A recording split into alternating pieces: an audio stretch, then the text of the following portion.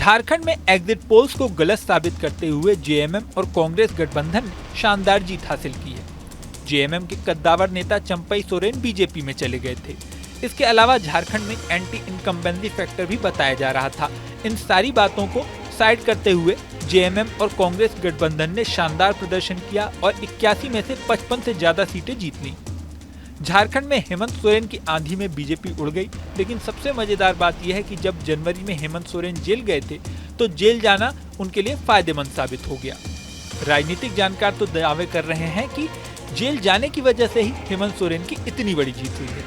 दरअसल झारखंड में सबसे बड़ी राजनीति आदिवासी अस्मिता की रही है। सबसे बड़ा वोट बैंक आदिवासी रहा है। आदिवासी समाज पर जेएमएम की पकड़ रही है। हेमंत की गिरफ्तारी को जेएमएम ने आदिवासी अस्मिता से ही जोड़ दिया। जेएमएम के इस दांव से आदिवासी वोट बैंक पर हेमंत की पकड़ और मजबूत हुई। लोकसभा चुनाव में आदिवासी बाहुल्य इलाकों में जेएमएम और आईएनडीआईए ब्लॉक का प्रदर्शन अच्छा रहा था। विधानसभा चुनावों के रुझानों में भी आदिवासी सीटों पर जेएमएम की लीड को इसी तरफ संकेत करके देखा जा रहा था। हेमंत सोरेन की अगुवाई वाली सरकार को गिरफ्तारी की वजह से भी कुछ महीनों का ब्रेक मिल गया। हेमंत की गिरफ्तारी के बीच कुछ महीनों तक चंपई सोरेन सीएम रहे और जेल से बाहर आने के बाद चुनाव के कुछ महीने पहले ही सीएम सोरेन ने सरकार की बागडोर फिर से अपने हाथ में ली।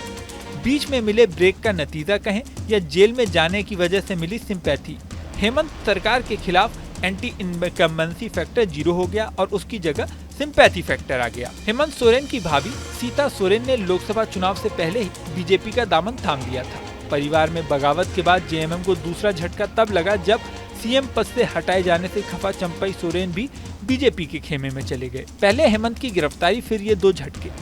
जेएमएम एक आदिवासी सीएम के उत्पीड़न करने और परिवार को तोड़ने के आरोप विपक्ष पे लगाने लगा।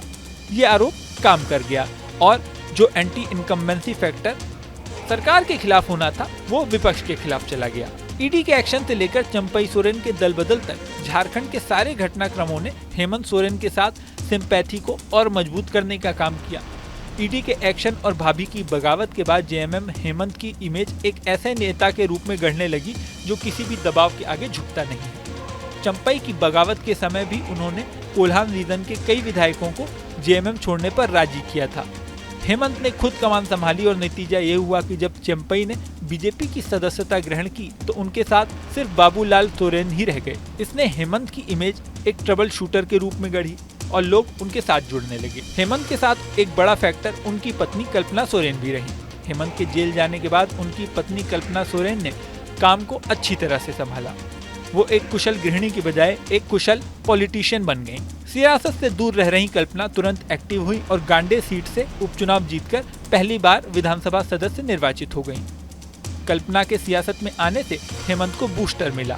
कल्पना न सिर्फ चुनावी रैलियों में अपने पति के साथ कदम से कदम मिलाकर चलती दिखी, बल्कि बीजेपी का साइलेंट वोटर माने जाने वाली महिला मतदाताओं का वोट भी अपनी तरफ खींच लिया।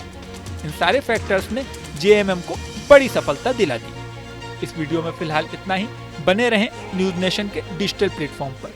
न्यूज नेशन अब व्हाट्सएप पर खबरों की ताजा अपडेट के लिए न्यूज नेशन के इस क्यूआर कोड को स्कैन करें।